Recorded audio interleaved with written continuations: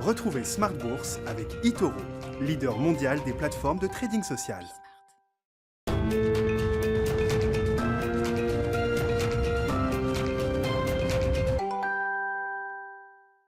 Bonjour à tous, bienvenue dans Smart Bourse, votre double rendez-vous quotidien consacré à l'actualité des marchés financiers. Alors Grégoire Favet m'a laissé les clés de l'émission pour ce soir, vous le retrouverez bien sûr dès demain à 12h30. On va donc passer une heure ensemble pour tenter de comprendre ce qui s'est joué sur les marchés aujourd'hui. Et on avait un exercice de communication à haut risque pour Christine Lagarde. La BCE laisse ses taux inchangés, mais elle annonce qu'elle va accélérer son programme de rachat d'actifs à compter du prochain trimestre, ce qu'elle n'avait pas fait ces dernières semaines, malgré des tensions sur le marché obligataire. Analyse complète dans cette émission. Le CAC 40 qui renoue avec les 6000 points, ça n'était pas arrivé depuis le 21 février 2020. L'indice parisien efface le Covid, même si on n'est pas encore revenu complètement sur le pic du 19 février 2020, qui était de 6111 points. Alors est-ce que ça va durer? On en parlera dans un instant avec nos invités. Et puis évidemment, marché à thème, comme tous les soirs. Aujourd'hui, on va s'intéresser de plus près au secteur de la santé. C'est un secteur évidemment sous le feu des projecteurs cette année, et puis qui est quand même d'une composition très hétérogène et qui a des fondamentaux solides. Voilà ce qu'on dira tout à l'heure en fin d'émission. Nous sommes le jeudi 11 mars et le CAC 40 clôture en hausse de 0,7% à 6033 points.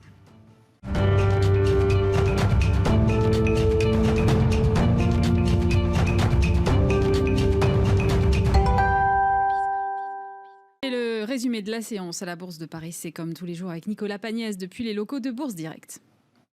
Clôture dans le vert ce soir pour le CAC 40. L'indice parisien gagne ce soir 0,72% à 6033 points. Les investisseurs qui saluent la prise de parole de Christine Lagarde qui, à l'issue du conseil des gouverneurs de la BCE, a annoncé que l'institution laisse ses taux, mais aussi le montant du PEP, son programme de soutien à l'économie face à la pandémie, inchangé. La BCE compte en revanche accélérer le rythme des rachats d'actifs à partir du deuxième trimestre 2021, même si Christine Lagarde n'a pas donné de chiffres pour le moment. Une décision qui a d'ailleurs fait l'unanimité au sein du Conseil des gouverneurs. En ce qui concerne l'inflation, la présidente de la BCE s'est voulue rassurante. Celle-ci a en effet estimé que les progressions de l'inflation passée et à venir sur cette année 2021 sont dues à des facteurs transitoires et ne sont pas de nature à faire changer de politique la BCE pour le moment. Si les prévisions économiques tablent sur une inflation de 1,5% en 2021 selon la BCE, Christine Lagarde a prévenu que celle-ci pourrait même aller jusqu'à 2%, mais que l'institution regarderait au-delà. En ce qui concerne les prévisions économiques de la BCE, à présent, celle-ci s'attend à un recul de l'inflation en 2022 à 1,2%, puis à une inflation aux alentours de 1,4% en 2023. Pour rappel, l'objectif de la BCE en termes d'inflation est aux alentours de 2%. En ce qui concerne l'économie de la zone euro, la BCE anticipe une croissance de 4% en 2021, puis de 4,1% en 2022, suivie d'une croissance de 2,1% en 2023. Aux États-Unis, à présent, les investisseurs ont pu prendre connaissance des chiffres du chômage qui reculent cette semaine. 42 000 personnes de moins se sont inscrites sur les listes de demandeurs d'emploi donc aux États-Unis. Les indices américains sont également soutenus par l'inflation maîtrisée donc aux États-Unis publiée hier, mais aussi par l'adoption du plan de relance de 1900 milliards de dollars par la Chambre des représentants. Plan de relance qui devrait normalement être promulgué par Joe Biden demain. Les taux obligataires remontent légèrement de leur côté aux États-Unis. Toujours le taux à 10 ans repasse de 1,49% en milieu de journée à 1,54% ce soir. En France, l'OAT à 10 ans recule légèrement pour se situer à moins 0,09%. Du côté des valeurs à présent à suivre ce soir à la Bourse de Paris, on note que les perspectives économiques encourageantes ont pour impact de faire progresser les valeurs cycliques, plus susceptibles de profiter de la réouverture de l'économie. ArcelorMittal, ST Microelectronics ou encore Dassault Systèmes sont recherchés ce soir, tandis que les bancaires reculent de leur côté, impactés par le recul des rendements obligataires en Europe. En ce qui concerne le feuilleton Veolia-Suez, Suez a réagi à la proposition formulée par Veolia. Pour rappel, Veolia a proposé ce matin de céder l'intégralité l'intégralité de l'activité de Suez en France au fonds Meridiam, mais d'intégrer l'activité internationale de Suez à son projet industriel. Pour cela, Veolia a demandé à Suez de stopper les négociations en cours pour la cession d'activités en Australie ou au Royaume-Uni, tout en rappelant que Veolia fera tout pour bloquer ces initiatives. Réponse cinglante de Suez via un communiqué en milieu de journée. Je cite, le conseil d'administration étudiera les propositions à ce jour, même si à ce stade la proposition de Veolia manque de sérieux. À suivre également à Paris ce soir, JCDecaux fait état d'une perte de 604,6 millions d'euros l'année dernière à cause notamment d'une charge de dépréciation de 222 millions d'euros liée à la crise sanitaire. L'entreprise qui prévoit un recul de son chiffre d'affaires de près de 40% pour le premier trimestre 2021 exclut de verser un dividende au titre de 2020. Des nouvelles qui font baisser le titre ce soir qui perd environ 4,7%. Euraseo annonce de son côté une perte net de 160 millions d'euros en 2020, mais précise que son bénéfice net aurait été de 217 millions d'euros si l'on enlève l'impact d'Europecar et de World Stride touchés de plein fouet par la crise sanitaire, donc impact à son bénéfice. La société d'investissement annonce également viser de nombreuses cessions en 2021 et 2022, alors que son actif net réévalué par action a de son côté augmenté sur l'année 2020. Les investisseurs qui accueillent positivement ces nouvelles, Euraseo gagnant un peu plus de 8% ce soir. Et on finit avec l'agenda de la journée de demain. Demain, les investisseurs prendront connaissance de la production industrielle au mois de janvier en zone euro, mais aussi de l'indice de confiance de l'Université du Michigan pour le mois de mars aux États-Unis. Côté entreprise, c'est Essilor Luxottica qui publiera ses résultats annuels. Nicolas Pagnès que vous retrouvez tous les jours sur Bismart à 10h, midi et demi, 15h et 18h30.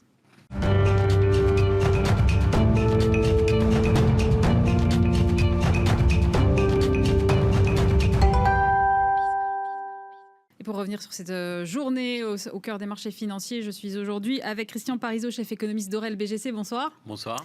Malik Hadouk, directeur de la gestion diversifiée de CPR AM. Bonjour. Bonsoir. Et François Chollet, directeur général de Montségur Finance. Bonjour. Bonsoir. Alors, la BCE a annoncé, on disait aujourd'hui, qu'elle allait accélérer ses achats d'actifs à partir du deuxième trimestre. Ce n'était pas le cas jusqu'à maintenant. Il y avait un certain émoi au sein des marchés financiers. Est-ce que cette fois, vous avez l'impression que les investisseurs vont être globalement rassurés, François Chollet? Je pense que les marchés n'ont pas attendu l'intervention de Christine Lagarde aujourd'hui, puisqu'ils ont retrouvé quasiment leur sommet de l'année dernière, période avant Covid. Donc ça montre bien qu'ils ont bien compris que déjà les plans d'action de la Banque Centrale Européenne dépassaient quasiment les émissions prévues de dette des pays de la zone euro au titre de l'exercice en cours. Donc clairement, on avait déjà tout le soutien imaginable. Et donc l'intervention de Christine Lagarde aujourd'hui vient simplement rajouter encore un petit peu, mais en restant très prudente, en disant qu'elle allait augmenter le montant, qu'elle allait peut-être laisser plus de latitude en fonction des différents pays, de façon à pouvoir juguler les écartements de spread de taux d'intérêt qui pourraient encore exister. Je pense par exemple aux pays d'Europe du Sud qui ont encore des taux d'intérêt à 10 ans positifs.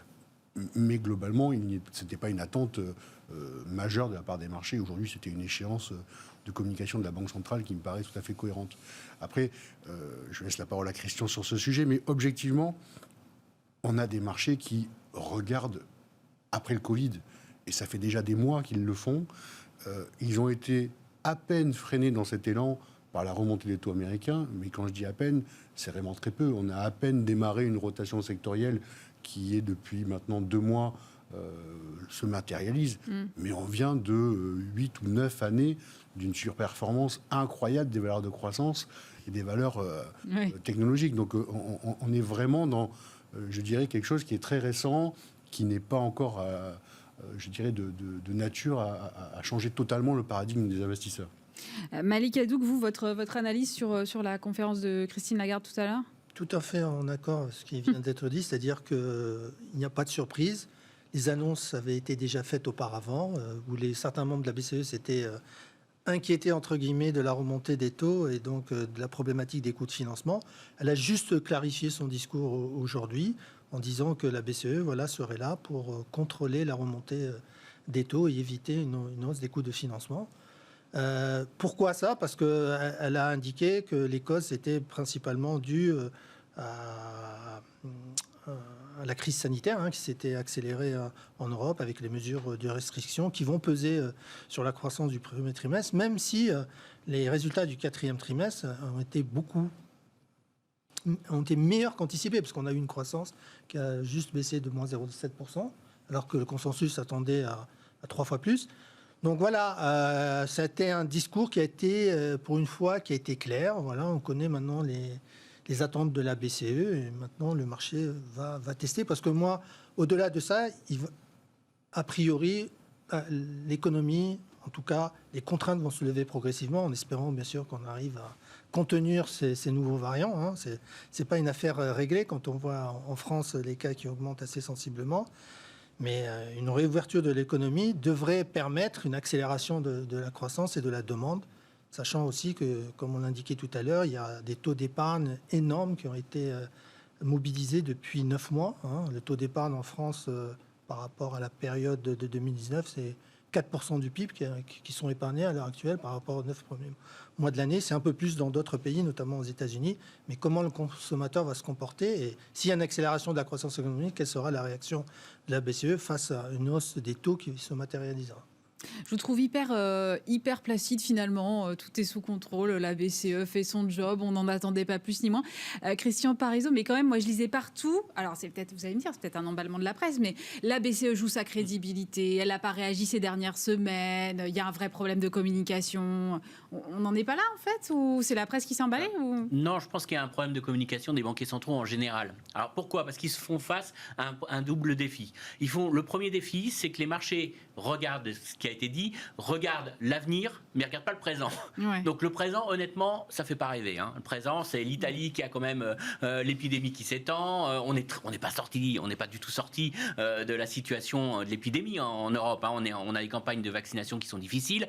Alors je vous dis pas, je suis d'accord avec les marchés. Dans 6 mois, on pourra commencer à avoir des choses beaucoup plus positives. Mais aujourd'hui, si vous laissez les taux réagir, si vous laissez dès maintenant les taux longs remonter, le problème c'est que vous allez durcir ce qu'on appelle durcir les conditions financières, c'est-à-dire que vous allez dire aux entreprises ça va vous coûter plus cher d'emprunter alors qu'elles n'ont pas encore vu leur chiffre d'affaires augmenter. Alors peut-être qu'il va augmenter demain, mais aujourd'hui on ne peut pas laisser les marchés commencer à durcir les conditions de financement, à rendre plus cher le refinancement des dettes alors que le chiffre d'affaires n'a pas encore progressé, n'est pas encore là, le rebond n'est pas encore là. Donc non, mais un jour il faudra bien accepter quand même que les taux remontent et qu'on revienne à une économie normale. Non, mais y a aussi, c'est ce qu'a dit, à court terme, il y a encore beaucoup d'incertitudes. À moyen long terme, on est positif, on est d'accord. Mais le problème, c'est qu'il ne faut pas qu'il y ait une réaction trop rapide. Alors, encore une fois, on n'est pas dans une situation extrême. On a des taux négatifs encore en Europe, en France et en Allemagne. Donc, je ne vais pas vous dire que les taux sont trop élevés. Je vous dis juste que si d'un seul coup, vous avez des taux qui remontent trop vite, ça risque de freiner encore plus la reprise dans une situation qui est loin d'être facile. Deuxième élément de risque, et ce qui pose problème aux banquiers centraux, c'est qu'on a un rebond de l'inflation. Alors, un rebond qui se veut temporaire, et ils ne nous arrêtent pas de nous le dire, mais c'est quand même gênant, parce qu'on a eu une réaction derrière des marchés qui a été très violente. C'est-à-dire que les marchés ont intégré le fait que l'inflation repart sur un mois, ça veut dire qu'elle va repartir sur 10 ans. Et quand on regarde les anticipations d'inflation à 10 ans, elles sont tout de suite remontées. Alors ça, c'est gênant, parce que si c'est vraiment temporaire, elles n'auraient pas dû monter, ces anticipations d'inflation. À 10 ans, si je vous dis que pendant 2-3 mois, vous avez une inflation un peu plus forte que 2%, vous ne devriez pas avoir les anticipations d'inflation à 2 ans qui explosent. Donc là, il y a un vrai problème de crédibilité des banquiers centraux. Il faut qu'ils fassent passer le message, c'est qu'un rebond technique de l'inflation. Et ça, c'est pas un message facile à faire passer, parce que quand on regarde l'origine de cette inflation, de ce rebond, il y a une origine purement statistique, effet de base, c'était très bas l'année dernière, on calcule en glissement sur un an, ça c'est du technique, on s'en moque, ça c'est du statistique. Par contre, quand on regarde dans le détail, il y a quand même des vraies sources d'inquiétude. Il y a une vraie hausse de coûts de production pour les entreprises, on voit que les prix de l'acier ont fortement augmenté, les prix du coût du conteneur, vous savez, qui a explosé. Donc il y a des vraies sources de hausse de coûts. Alors toute la question c'est, est-ce que c'est temporaire ou pas, ça sera temporaire parce que si cette hausse de coûts est répercutée au consommateur et que le consommateur, ça freine la consommation, et les entreprises vont pas pouvoir maintenir longtemps ces hausses de coûts et puis ça va calmer un peu le jeu, mais on pourrait aussi avoir une inflation beaucoup plus durable si derrière ça enclenche une vraie boucle prix-salaire, etc. Et là, les banquiers centraux seraient assez mal à l'aise parce qu'ils n'arrêtent pas de dire que c'est temporaire et puis si jamais demain il y a un vrai signal de reprise durable de l'inflation, ils seront pris à contre-pied. Alors pour l'instant, on n'a pas la réponse, je vais pas vous dire dire que c'est la grande retour de l'inflation. Je ne sais pas aujourd'hui. On sait qu'il y aura une inflation à court terme et ça va rendre les gens nerveux. Donc il faut calmer cette nervosité. Alors ce que nous dit Madame Lagarde, je pense qu'elle a plutôt bien communiqué aujourd'hui, et beaucoup mieux que Monsieur Powell, parce qu'elle dit attention, je laisse les taux bouger. Je ne suis pas là pour vous dire le bon niveau des taux, je ne suis pas là pour caper tous les mouvements des taux, parce qu'elle pourrait intervenir massivement et dire j'arrête la volatilité sur le marché obligataire. Elle dit je laisse les taux bouger, mais attention, si jamais la hausse des taux devient déraisonnable, si elle peut remettre en cause notre scénario économique, là j'interviendrai. Et j'ai les moyens, parce que j'ai un plan d'achat obligataire, je vais l'accélérer un petit peu. Il est limité dans le temps et dans le montant. Mais attention, si vous allez trop loin, si les taux réagissent trop, si ça représente un risque économique, je peux augmenter ce plan. Ou ne pas l'augmenter, suivant les conditions de marché. Donc elle a laissé déjà suffisamment d'incertitude. Elle ne s'est pas bloquée sur un niveau de taux. Elle n'a pas dit le bon niveau de taux, c'est ça. Elle laisse de la volatilité. Mais attention, elle envoie un message aux investisseurs. Si vous allez trop loin, si véritablement je considère que cette hausse de taux est un élément qui va handicaper la reprise économique en Europe, j'interviendrai massivement et il n'y a pas de limite. Et ça, c'est plutôt un bon message pour moi, parce qu'elle ne se mouille pas. Parce que sinon, non, mais elle se mouille pas, parce que si elle commence à dire, je vous dis que le bon niveau des taux allemands, c'est tel niveau, ça va marcher, mais derrière, on revient très difficilement en arrière. Donc c'est très difficile de revenir. Donc elle dit, c'est grave, c'est important, on en a tenu compte, parce que Powell, l'erreur de Powell, quand il a communiqué la semaine dernière, c'est qu'il n'en a même pas parlé du niveau des taux. Il n'a pas dit que c'est un élément Ce sera pour la semaine prochaine, peut-être. On verra s'il emploie, s'il prend même de degrés. Mais là, elle a dit, c'est grave, c'est important, parce que, vous voyez, on en tient compte. Donc, on prend en compte vos inquiétudes, on n'y croit pas, mais si vous jouez contre nous, on sera là. Et là, je pense que c'est pas mal, cet élément-là, parce qu'on le sait, il suffit des fois d'organiser les anticipations de marché, d'avoir un pouvoir, véritablement une crédibilité, et ben ça veut dire qu'on a moins besoin d'acheter sur les marchés obligataires derrière et qu'on n'a pas besoin d'intervenir massivement. Par contre, quand on n'a pas de crédibilité, il faut intervenir massivement, c'est très coûteux. Donc finalement, ce discours-là, moi, à mon avis, n'est pas si mauvais que ça pour calmer un petit peu les tensions sur le marché obligataire, et c'est beaucoup mieux que d'avoir affiché directement, soit d'avoir augmenté l'enveloppe, parce que ça faisait signe, je prends panique dès que les taux commencent à monter, et là, c'est pas grave pour le moment. Donc, en gros, elle n'a pas paniqué, ils n'ont pas paniqué. En plus, ils ont bien dit qu'ils réagiraient de manière trimestrielle. Et ça, c'est important. Ils ne vont pas réagir au moindre soubresaut des taux. Ils prendront leurs décisions. Donc, ils se laissent le temps de réflexion et ils disent, voilà, on regarde tout ça et on agira. Mais par contre, jouez pas contre nous. Et mettre quelque part une limite à cette hausse avec une vraie interrogation, c'est est-ce que ça sera suffisant dans la communication si demain il y a un vrai décalage conjoncturel entre les États-Unis et l'Europe. Et ça, c'est une vraie problématique parce qu'on n'est pas à l'abri qu'aux États-Unis il y a une reprise beaucoup plus forte, quand même bien aidée par le plan Biden, avec beaucoup plus de tensions inflationnistes qu'en Europe. Et là, il faudra vraiment être très crédible pour la BCE pour éviter qu'il y ait un effet de contagion de hausse des taux américains sur les taux européens. Et là, on verra vraiment si c'est efficace cette communication. Mais je pense que quand même, le fait de ne pas paniquer et de laisser une certaine incertitude et disant au marché, mais si vous allez trop loin, je vais frapper, je pense que c'est pas mal pour calmer un petit peu les craintes qu'on pouvait avoir et les surréactions de marché obligataire. Mais justement, Malik Hadouk, dites-moi... Le truc que vient de souligner Christian là à l'instant, c'est-à-dire finalement la BCE va regarder ça trimestre par trimestre et pas mois par mois ou semaine après semaine. Est-ce que ça va pas à l'encontre d'un programme PE2P là qui était censé être ultra flexible et donc supposé en tout cas dans un imaginaire qu'on pouvait avoir ajustable pratiquement au jour le jour? Non, c'est pas contradictoire. La flexibilité est là et la BCE a clairement indiqué qu'elle interviendrait le moment opportun si les taux s'envolaient. Donc non, je ne vois pas de contradiction là-dessus. Le point important, moi, ce qui m'inquiète un peu, c'est qu'on revient vers des marchés, il l'était, mais ils deviennent complètement administrés sur le marché obligataire. Donc ça va devenir compliqué à un moment donné de se faire des prévisions et surtout d'être en conformité avec le conjoncturel. Parce que si demain, on a une accélération de la demande en Europe, c'est normal que les taux remontent. Les gens s'inquiètent que les taux remontent, mais c'est normal, c'est des bonnes raisons. On n'est pas encore dans une spirale inflationniste, c'est parce qu'on a des anticipations de croissance qui remontent. Voilà. Donc c'est normal que les taux remontent. Après, le niveau des taux, je suis d'accord, on ne sait pas jusqu'à quel niveau les taux pourraient être pénalisants pour le marché action. On en a une idée, honnêtement. On regarde plus les taux d'intérêt réels que les taux d'intérêt nominaux. Mais c'est la vraie question. Mais que les taux nominaux remontent, Il y a deux composantes dans les taux d'intérêt réels. Soit c'est les taux nominaux, soit c'est la composante inflation. Et ce qui a augmenté au début, c'est la composante inflation. Et puis, très rapidement, ça s'est assagi. Là, c'est les taux nominaux qui sont repartis pour une bonne raison, qui est une anticipation de rebond de la croissance, notamment aux États-Unis. Et c'est vrai que le vrai problème, ça sera celui-là. Comment vont se comporter les taux américains si vraiment l'économie américaine redémarre, et comment, par mimétisme, les taux européens vont pouvoir ne pas suivre? Parce qu'on l'a vu par le passé, ça a toujours suivi. Même là, on l'a vu. Les taux américains sont remontés de 60 BP, 60 à 80 BP. Le taux allemand, il est passé de moins 0,60 à moins 0,20. On a fait 2/3 du chemin. Et pourtant, les situations économiques ne sont pas les mêmes. Mais il faut reconnaître aussi que grâce à l'intervention des membres de la BCE, on a limité quand même cette corrélation. On Les l'a quand annonces, même baissé. tout à fait. Et c'est quand même important, et ça joue boursièrement, parce que quand vous regardez l'écart de performance entre l'Europe boursière, je parle l'écart de performance boursière et le spread de taux, on voit que depuis le début de l'année, c'est très corrélé ensemble. Ouais.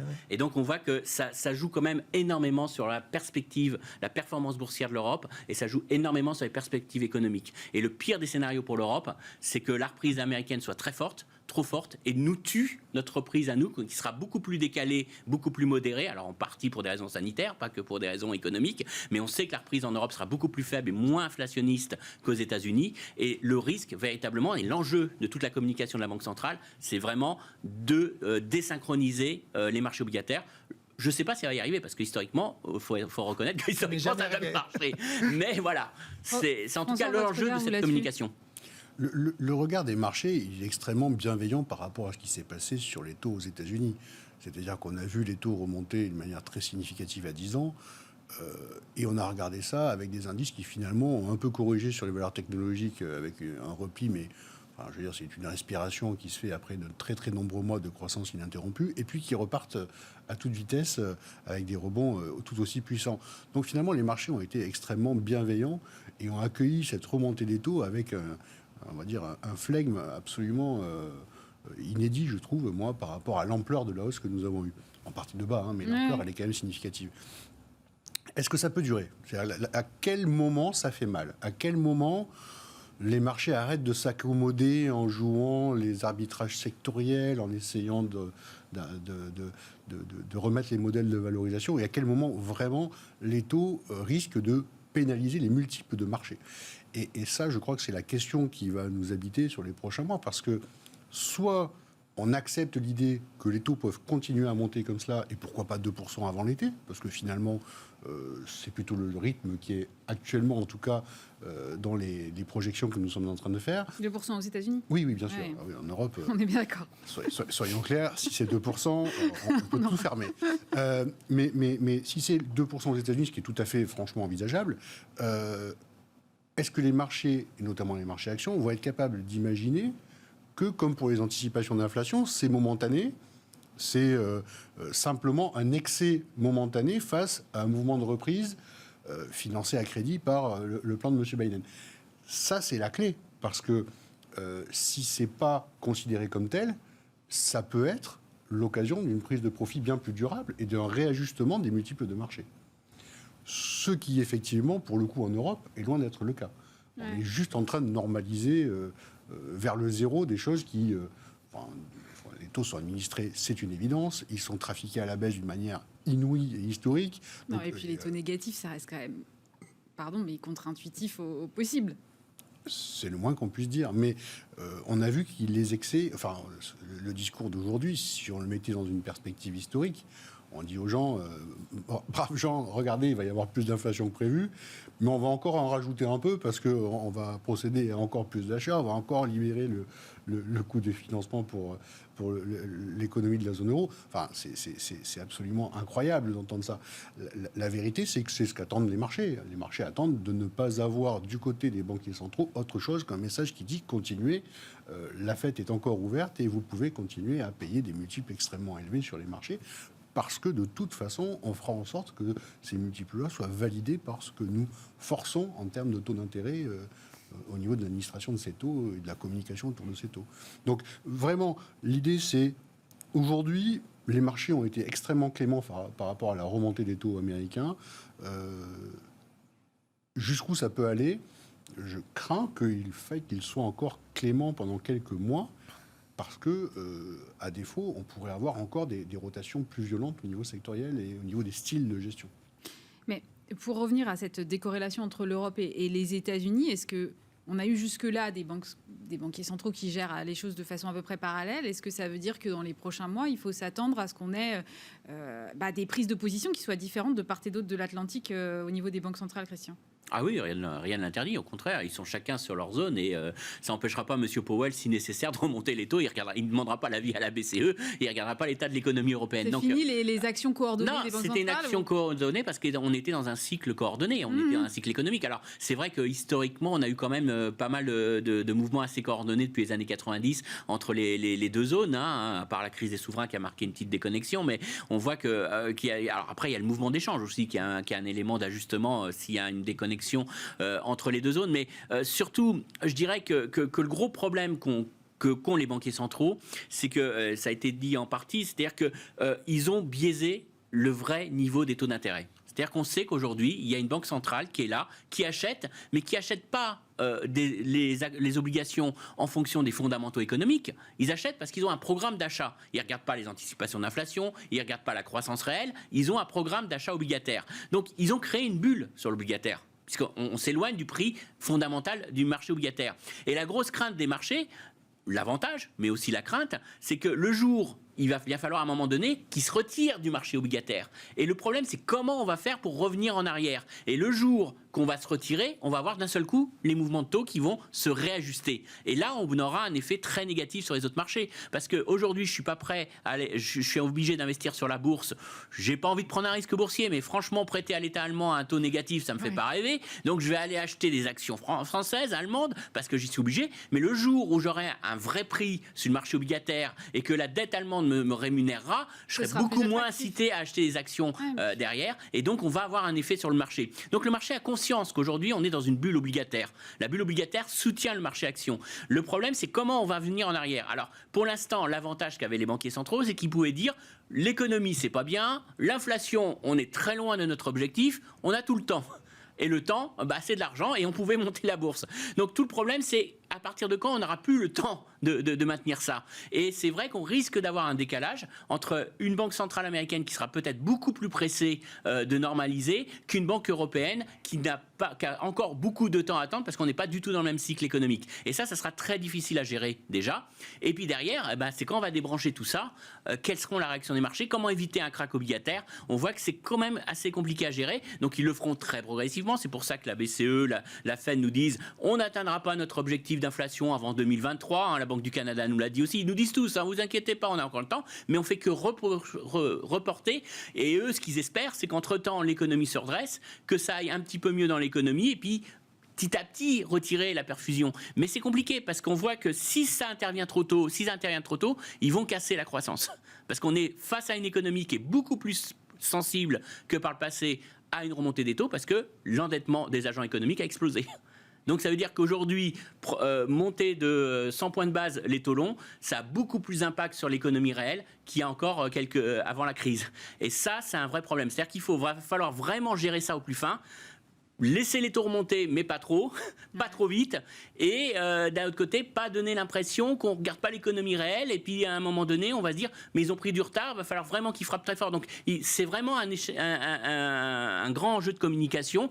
Et finalement, on s'aperçoit, on se disait, on va peut-être, avec la reprise économique, un peu moins écouter les banquiers centraux. Non, on va être encore obligé d'écouter encore de très près les banquiers centraux. On n'en est pas encore sorti parce que c'est encore eux qui vont faire encore une grande partie de la tendance en réaction aux indicateurs économiques. Justement, vous parliez des marchés actions. On a le CAC 40 qui est revenu là, donc sur les 6000 points. Alors, moi, j'étais quand même frappée. Alors, vous allez me dire, évidemment, c'est pas la même crise que 2008, mais quand même, on a la crise de 2008, on a mis 12 ans à l'effacer ou quelque chose comme ça sur les marchés en termes de différentiel. Vous me dites si je dis une bêtise. Non, moins que ça. Non, ça dépend quel point vous prenez. Le point bas, c'était mars 2009, et on a retrouvé les niveaux, en tout cas aux États-Unis. Non, mais en Europe ou en France. On les a retrouvés 6 mois après les États-Unis. Donc moins que ça, alors. Ouais. Mais là, on les a effacés en même pas un an. On était à 3612 points l'année dernière. Et là, la différence avec la crise de 2008, c'est que cette crise-là, elle a été provoquée. On a eu une crise sanitaire, on a décidé de fermer les l'économie. économies, D'accord, ok. et donc on a décidé de plonger le monde dans la récession. Donc c'était une décision, alors qu'en 2008, c'était une crise qui était alimentée par un endettement et la problématique de l'endettement aux États-Unis. Et donc on a dû faire face à cette crise-là. Tandis que là, c'est une crise provoquée, et on sait que du jour au lendemain, lorsqu'on relâchera ces contraintes, eh ben, les choses devraient redémarrer. Et surtout, l'argent qui a été mis sur la table n'a rien à voir avec ce qui a été mis à l'époque, en 2008, sur la table pour faire face à la crise financière. Les montants sont colossaux. On a eu une politique budgétaire expansionniste et une politique monétaire aussi expansionniste, ce qui ne s'est jamais vu. Hein. L'économie française, elle est sous perfusion, qu'on le veuille ou non. Hein. Donc les marchés sont sous perfusion, l'économie est sous perfusion. Oui, l'économie, bien sûr. Et puis un dernier élément, c'est qu'il n'y a pas eu de destruction de capital comme on l'a connu en 2009. C'est vrai. Exact. C'est-à-dire qu'on ressort de là avec des budgets qui sont venus faire le tampon pour faire en sorte que les entreprises soient toujours présentes et puissent réouvrir, en tout cas pour le plus grand nombre, lorsque ce sera autorisé. Donc effectivement, ça marque une énorme différence. L'idée du temps et des taux d'intérêt, elle est extrêmement liée. Et la sensibilité des agents économiques au taux d'intérêt, elle est importante, mais la sensibilité des marchés actions au taux d'intérêt, elle est extrêmement importante. Et si vous faites des études de sensibilité, vous vous apercevez que finalement, lorsque vous remontez les taux ne serait-ce que de 1%, eh bien, tous vos flux d'actualisation de bénéfices futurs, quand vous faites des valorisations pour les entreprises, s'en retrouvent très largement impactés. Et l'impact, il est majeur. Et c'est là où, peut-être, c'est le point important, c'est que vous avez à la fois un impact, effectivement, sur les agents économiques, mais dans la valorisation. On accepte aujourd'hui de payer des entreprises très chères. Pourquoi ? Parce qu'on peut les payer très cher dès aujourd'hui, parce que dans quelques années, les flux de bénéfices futurs seront présents.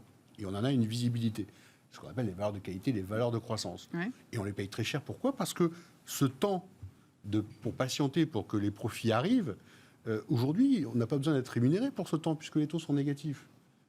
On a le choix de proposer de placer à taux négatif à une banque centrale, ou de confier cet argent à une entreprise, à un dirigeant d'entreprise, qui va, lui, l'exploiter dans son entreprise et dans ses projets d'investissement, et on lui laisse tout le temps du monde, puisqu'on est à taux négatif. Lorsque vous réactualisez ça, les impacts sont significatifs. Nous, on l'a fait sur des valeurs de croissance parmi les plus belles de la cote, sur les multiples sont au-dessus de 30 fois. Vous remontez les taux sans risque qui servent de calcul, vous avez des effets d'élasticité de 25% sur les valorisations. C'est très significatif. Oui, c'est très significatif. Donc, il faut vraiment regarder cela avec attention. Et c'est une des raisons pour lesquelles le marché, très logiquement, aujourd'hui, s'attache à peut-être un peu délaisser ces valeurs-là. Et encore que, depuis quelques séances, elles sont elles aussi reparties en hausse. Mais va aller regarder des entreprises qui, elles, se valorisent non pas sur des multiples extrêmement élevés, mais sur des valeurs de bilan ou sur des multiples de chiffre d'affaires très raisonnables ou des EBITDA à moins de 10 fois, c'est-à-dire bien en dessous des valeurs moyennes du marché.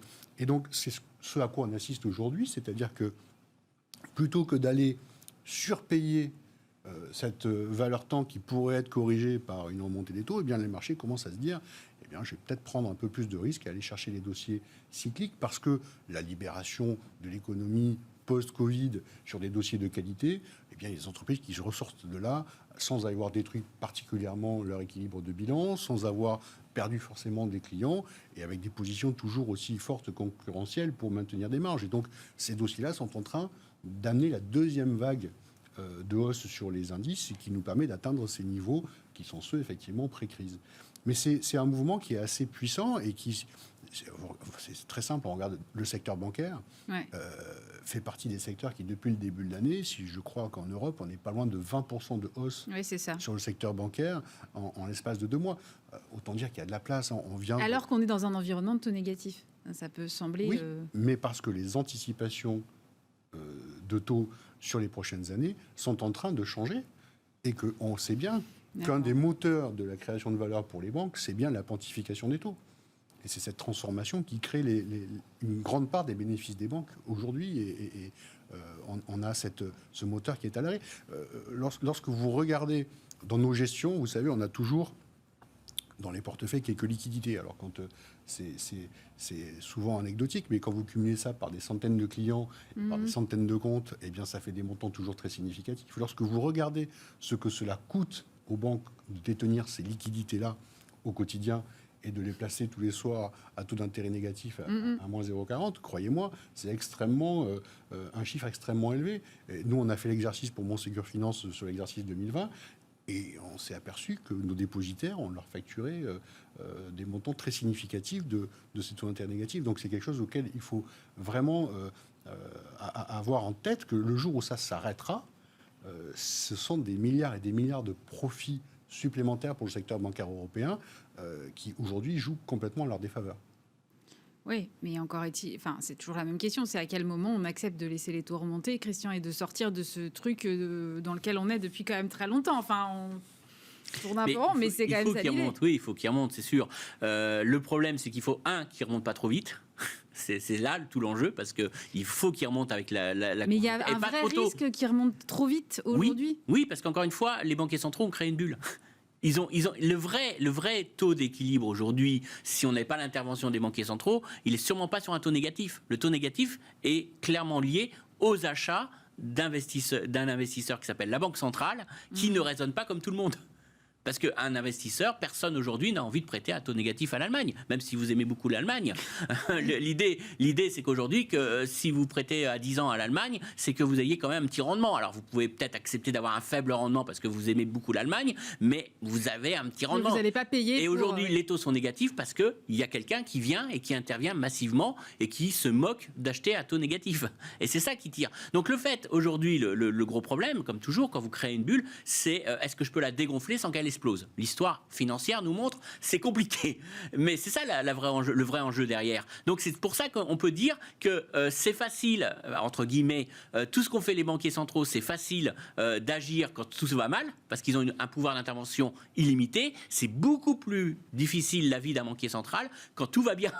Parce que quand tout commence à aller bien, il faut éviter de créer la prochaine crise. Et c'est là aujourd'hui leur principal souci, c'est qu'il faut agir, pas laisser trop longtemps les taux négatifs, parce que si l'économie repart vraiment, si l'inflation revient un tout petit peu, si tout va bien et que vous maintenez les taux négatifs, ça va avoir des effets très pervers aussi. Faut pas croire. On va financer tout et n'importe quoi, on va avoir des mauvais projets d'investissement, on aura une bulle sur le marché action, on le verra. C'est ce que je vous dis. Si je vous dis qu'il y a une très forte croissance, que les chiffres d'affaires des entreprises sont en croissance de 10-15% et que vous maintenez les taux négatifs, il n'y a pas de limite à la valorisation du marché. Il va aller. Mais derrière, très clairement, vous créez des bulles et vous créez une force de rappel derrière, parce qu'on aura des excès. Donc il faut éviter cet excès à la hausse, mais il ne faut pas non plus provoquer un excès derrière en réagissant trop vite et en cassant la croissance. Donc c'est vraiment très très délicat, et c'est plus difficile à mon avis les périodes de reprise que la période que gérer la crise, parce que la crise, au moins c'est ce qu'on a dit là,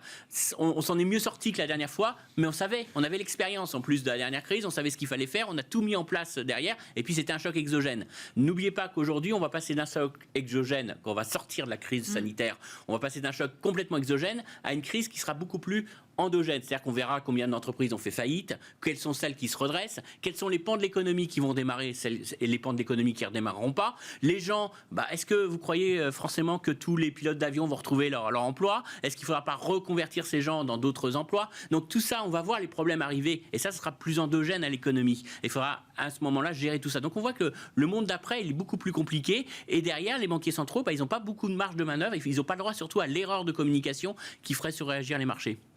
Christian parle de bulles sur le marché obligataire. Malik Hadouk, est-ce qu'il y a des bulles aussi sur le marché action ? C'est des choses qu'on a entendues beaucoup ces derniers mois.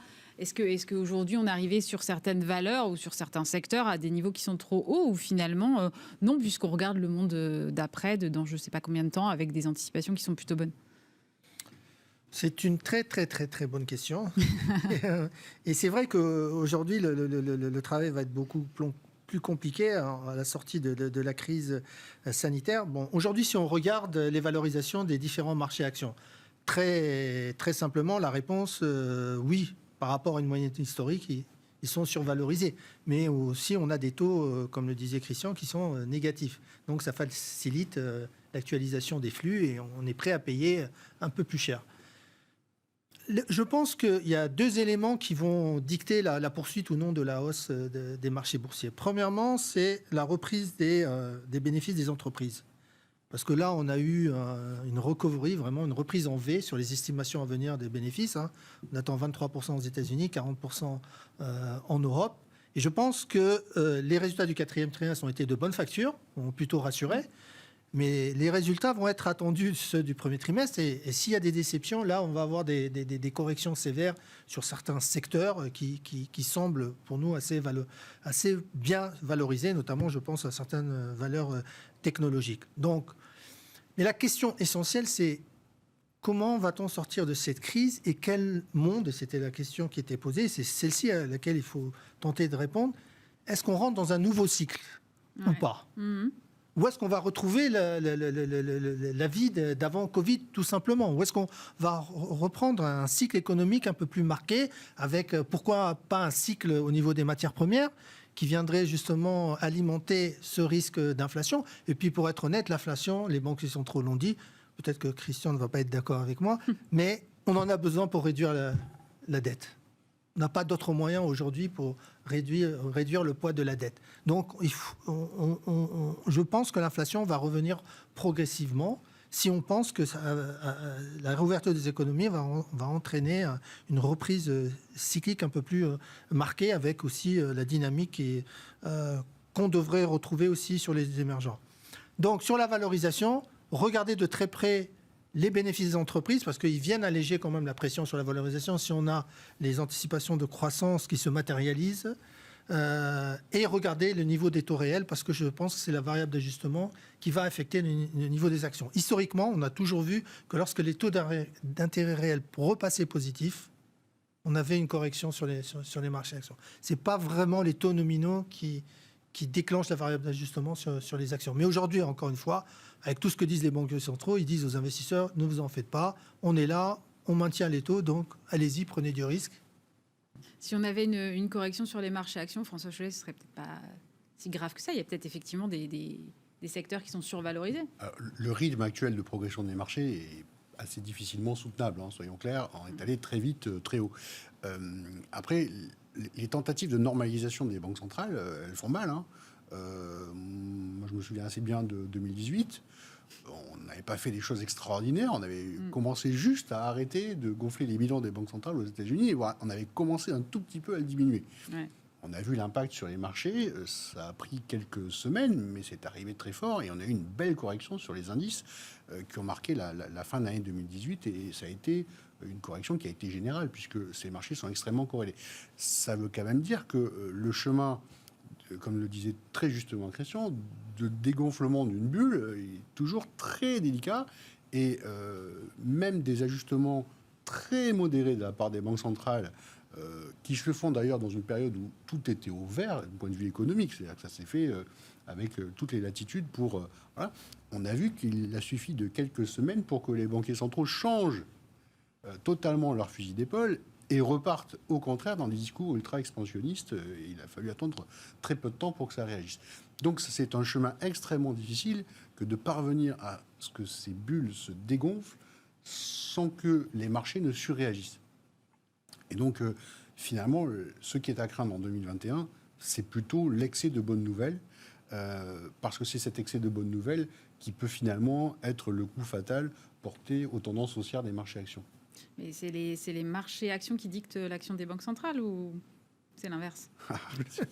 C'est une excellente question. Ils nous disent à longueur d'interview qu'ils ne regardent pas. On commence à avoir un doute quand même. Pour autant, on peut en douter. Christian. Après, c'est ce qu'ils appellent les conditions financières, mot volontairement très vague, parce que ce qu'il faut bien comprendre, c'est que les marchés financiers, oui, non, c'est pas eux qui vont dicter la décision sur les taux, mais attention, parce que si vous avez une bourse qui chute, ça joue mécaniquement sur le coût du capital pour les entreprises, puisque... Je vais vous faire simple, vous allez comprendre tout de suite. Ce qui compte aujourd'hui, c'est qu'une entreprise peut facilement entrer en bourse à des niveaux de valorisation très élevés, avec des excès qu'on connaît. Mais en gros, vous introduisez en bourse, donc vous levez du capital. Donc ça revient à dire que le coût du capital est très faible. Et ça, c'est un élément qui soutient naturellement l'investissement. Vous avez aujourd'hui plein d'entreprises qui s'introduisent en bourse à des niveaux de valorisation délirantes, qui n'ont même pas un business model, mais c'est pas grave. Et derrière, elles peuvent embaucher et investir. Donc ça contribue à l'économie. Alors, après, tant que c'est une petite part de l'économie, c'est pas trop gênant. Après, on verra si c'est un nombre important d'entreprises un peu fantômes qui se créent. Mais enfin, ça, je prends les excès. Mais globalement, vous comprenez bien qu'un marché action haussier est quand même un élément de soutien à l'activité. Des taux d'intérêt très bas, ça veut dire que vous pouvez emprunter facilement. Donc ça veut dire que vous pouvez financer facilement des projets qui sont faiblement rentables. Donc ça stimule quand même l'investissement. Donc dire que c'est complètement déconnecté, non, ça ne l'est pas. Le problème, c'est où on met la barre. Parce que financer des projets peu rentables ou introduire en bourse des entreprises zombies ou qui n'ont pas d'avenir économique, c'est pas bon pour l'avenir. Donc, faut que ça reste limité. Donc, c'est pour ça que je disais tout à l'heure que maintenir des taux négatifs, si l'économie se redresse vraiment, ça va pas être une bonne solution parce que ça va créer des distorsions dans l'économie et ça va être très négatif à terme. Donc, c'est là où on est vraiment dans l'incertitude parce qu'eux-mêmes ne le savent pas. C'est où on met le curseur, où on met le bon curseur. Ce qui est certain aujourd'hui, ce que nous a dit Lagarde et ce que nous disent grosso modo tous les banquiers centraux, c'est que c'est trop tôt pour que les taux remontent. Parce qu'eux, ils regardent les statistiques d'aujourd'hui et ils regardent les statistiques du monde présent. On est aux États-Unis sur 9 millions d'Américains qui n'ont pas encore retrouvé leur emploi. Vous ne pouvez pas vous dire que tout va bien aux États-Unis. Alors peut-être que les marchés se disent, oui, mais avec le plan Biden, en plus Yellen a promis, Madame Yellen nous a dit, dès le premier trimestre de l'année prochaine, on sera au niveau d'emploi d'avant-crise. Alors, si vous dites ça au marché, en gros, ça veut dire que dès l'année prochaine, ça y est, la crise est complètement finie. Donc, ils achètent ça. Mais le problème, c'est que si c'est ça, Powell, il est très mal. Parce que si c'est ça, il ne va pas pouvoir attendre 2023 pour monter ses taux. Parce que si on est vraiment au plein emploi dès l'année prochaine, il aura un vrai problème de communication. Donc, ce n'est pas souhaitable. C'est peut-être difficile de dire ça. Certains ne vont pas le comprendre. Mais ce n'est même pas souhaitable qu'on ait un rebond si fort de l'emploi parce que ça va contraindre derrière une surréaction du banquier central. Donc, on est vraiment sur une période d'incertitude. C'est très difficile à gérer. C'est très difficile surtout d'éviter une surréaction de marché. Alors après, on peut accepter aussi. On peut se dire à un moment donné, il faut bien crever l'abcès, il faut bien à un moment donné faire réagir les taux, remonter les taux, faire accepter que la bourse perd de 20%. C'est pas grave, c'est aussi nécessaire à un moment donné. On n'arrivera peut-être pas à dégonfler cette bulle, mais en tout cas, c'est vrai que c'est très difficile aujourd'hui à anticiper le timing et anticiper cette réaction des banquiers centraux. Est-ce qu'ils auront le courage de faire ça? Le gros problème, c'est que je pense que du côté de la Bundesbank, on est prêt à accepter le risque.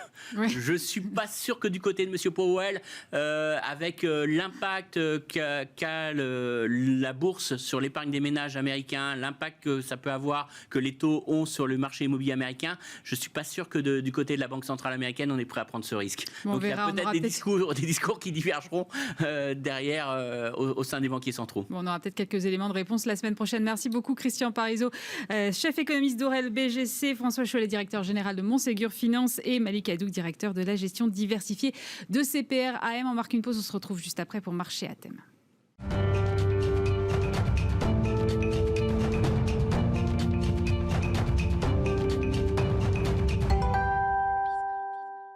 De retour sur le plateau de Smart Bourse pour Marché à thème. On va s'intéresser ce soir au secteur de la santé en compagnie de Christine Le Breton. Bonsoir. Bonsoir. Vous êtes gérante du fonds Tocqueville Silver Age ISR. Alors l'année 2020 a été quand même assez agitée pour le secteur de la santé. On aurait pu penser qu'il allait dans sa globalité profiter de la crise, parce qu'il était quand même en première ligne, hyper sollicité. Qu'est-ce qu'il en est exactement ? Alors, pas tout à fait, parce que vous imaginez bien que c'est un secteur qui a beaucoup de sous-segments, en fait. Ouais. On a les laboratoires pharmaceutiques, assez connus, avec les médicaments. On a toute la dimension diagnostique, qui a effectivement très, très bien profité de la crise sanitaire, malheureusement, avec les besoins diagnostiques. Et on a après des choses qui sont un peu plus discrétionnaires et qui ont subi les mesures de distanciation et de confinement. Par exemple, tout ce qui est aide auditive, implant dentaire, orthopédie, etc. Ouais. Orthopédie, ce sont des procédures, en fait, électives qui ont été reportés dans le temps, repoussés pour pouvoir accueillir les patients Covid dans les hôpitaux. Donc effectivement, les chiffres d'affaires de ces groupes-là ont vraiment plutôt baissé très fortement sur le deuxième trimestre. La chose qui est très rassurante, c'est que c'était simplement des choses qui étaient repoussées dans le temps et on voit que dès lors que l'économie est déconfinée, comme on a pu le voir notamment par exemple au troisième, quatrième trimestre, les chiffres d'affaires repartent à la hausse. Mais effectivement, ça a été assez erratique pour certains groupes sur l'année 2020. Oui, mais pourtant, les fondamentaux restent bons. Enfin, on sait qu'il va falloir investir dans le domaine de la santé, ça me semble... Tout à fait. Alors, investir dans le domaine de la santé, il y a deux choses. Il y a les besoins en santé, d'accord, avec des drivers très importants, donc la population déjà, des facteurs démographiques, augmentation de la population, vieillissement de la population, avec des tendances aussi liées au mode de vie qui n'est pas forcément très très bon, la pollution, urbanisation, alimentation pas toujours très saine, etc. Donc ça développe des maladies chroniques. On a aussi un secteur qui est exposé à l'émergence de nouveaux systèmes de santé dans les pays dits émergents, avec une meilleure prise en charge de la santé, et puis un secteur qui est apporteur de solutions sur tous les besoins médicaux encore non satisfaits. Donc effectivement, on a 4 drivers qui sont très très importants et porteurs pour longtemps. Pour le coup, il n'y a pas de sujet. Après, investir à un instant T sur le secteur de la santé, c'est encore une autre C'est encore analyse. autre chose, ouais, bien sûr. Et la tendance lourde, justement, c'est la souveraineté des États en matière de santé. Donc, c'est peut-être eux qui vont investir dans les prochains mois, dans les prochaines années. On sent que la question devient quand même un peu prégnante. Comment est-ce que vous regardez ça? Alors, vous avez tout à fait raison. Vous savez, ne serait-ce qu'en France, il y a eu des annonces qui ont été faites en septembre concernant un volet santé à hauteur de 6 milliards d'euros pour effectivement réinjecter dans le secteur de la santé et dans la totalité de son écosystème, c'est-à-dire non seulement la notion de production, souveraineté, comme vous l'avez dit, mais aussi tout ce qui est lié au développement futur, l'e-médecine, la dépendance, etc. Enfin, donc une vision globale sur le secteur de la santé. Et on a aussi beaucoup d'institutionnels, de plus en plus, qui se réintéressent, qui s'intéressaient déjà, mais encore plus au secteur, avec une initiative notamment des assureurs et de la Caisse des dépôts, dans le cadre de leur plan relance, finance durable, France durable. Et il y avait un volet effectivement sur le secteur de la santé à hauteur de 800 millions d'euros. Donc vous voyez, il y a effectivement pas mal d'investissements. Après, on est tous effectivement dans cette perspective de, étant donné ce qui s'est passé, il y a eu un électrochoc et sans doute les gouvernements, les États vont investir davantage. Ne pas oublier les niveaux de dette aussi qui ont augmenté, des arbitrages peut-être budgétaires à faire. Donc c'est normal d'avoir des attentes. Il ne faut pas qu'elles soient sans doute trop élevées et à un horizon trop court. Il va falloir gérer tout ça dans la durée. Oui, moi je pensais aussi au vaccin. C'est vrai que là on voit bien que la production parfois peut être un peu surprenante. Je pense au cas de Johnson & Johnson par exemple. Vous pouvez peut-être nous parler de ce cas. C'est quand même assez significatif. Oui, alors un des problèmes effectivement de livraison de Johnson & Johnson, visiblement, est qu'ils produisent leurs vaccins notamment aux Pays-Bas, qu'ensuite ils le renvoient aux États-Unis pour conditionnement avant de pouvoir le renvoyer effectivement en France dans le cadre des contrats qu'ils ont passés avec l'Union européenne, en France et en Europe en général. Oui, mais sachez quand même qu'à partir de cet été, de mémoire, il y a les usines de vaccins de Sanofi, notamment à Lyon, qui vont pouvoir aider et prendre le relais sur une partie effectivement du conditionnement notamment. Et je trouve que ça montre bien l'enjeu effectivement de la production pharmaceutique dans sa globalité. Tout à fait, exactement. Vous avez tout à fait raison. Non, mais on a un vrai enjeu et on a, enfin, encore une fois, des capacités importantes, notamment en France, mais dans d'autres pays.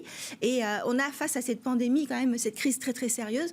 Tous les efforts sont vraiment mis dans la bataille et on voit que Sanofi, par exemple, qui n'a pas pu lancer pour le moment de vaccin contre la Covid, propose ses capacités de production pour aider Pfizer, notamment Johnson & Johnson, à pouvoir fournir davantage plus vite. Donc tous les efforts sont là pour effectivement réussir à résoudre cette crise. Est-ce que justement il peut y avoir des perdants, parce qu'on parle de Sanofi qui justement n'a pas réussi à produire de vaccins? Est-ce que ça peut être un facteur par rapport à d'autres où finalement les investisseurs vont peut-être se dire j'ai moins envie d'aller voir Sanofi parce que il est plus dans la course, entre guillemets? Non, je pense que c'est vraiment une conclusion beaucoup trop rapide, honnêtement.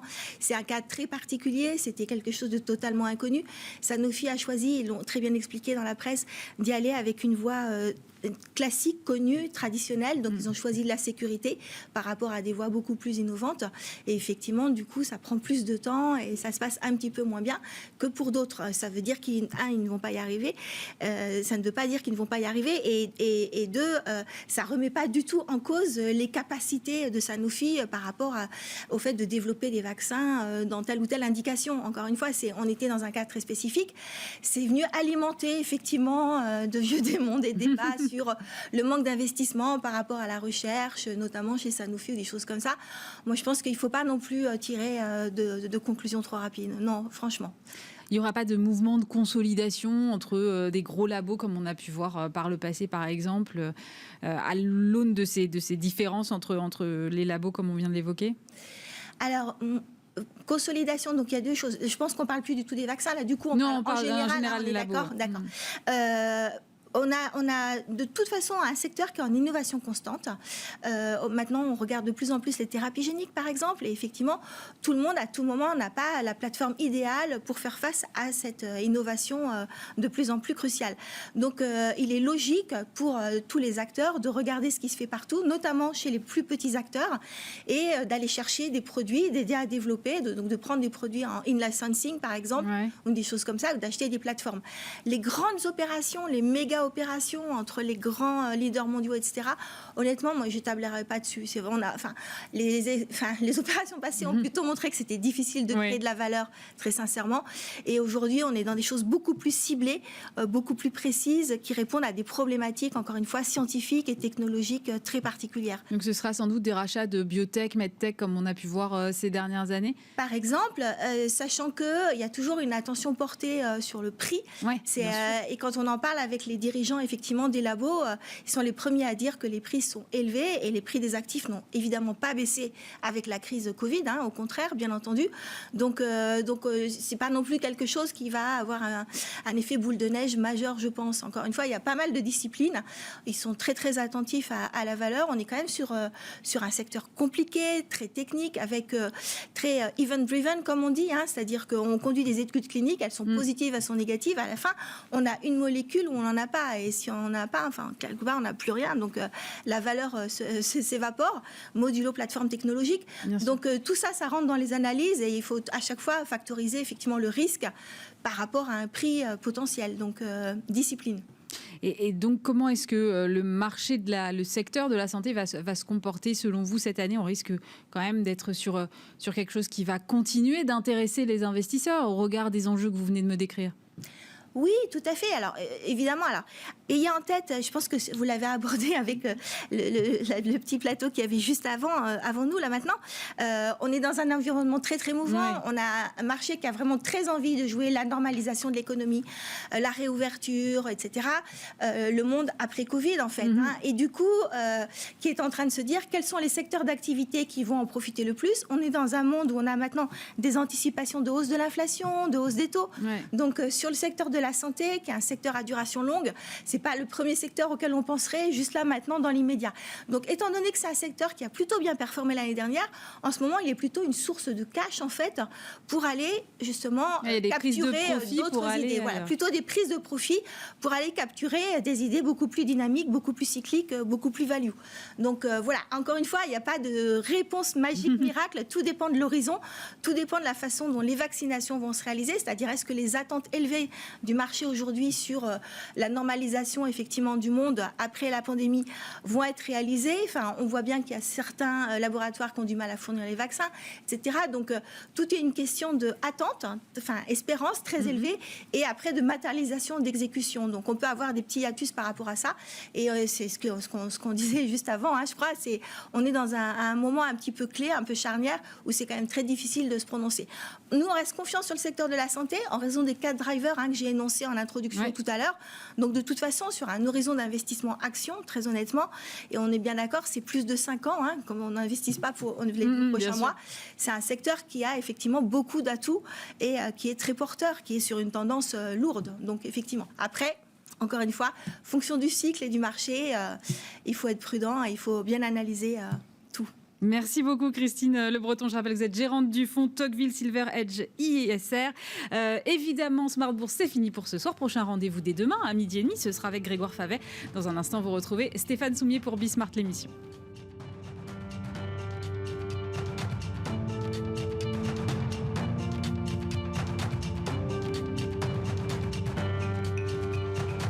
C'était Smart Bourse avec eToro, leader mondial des plateformes de trading social.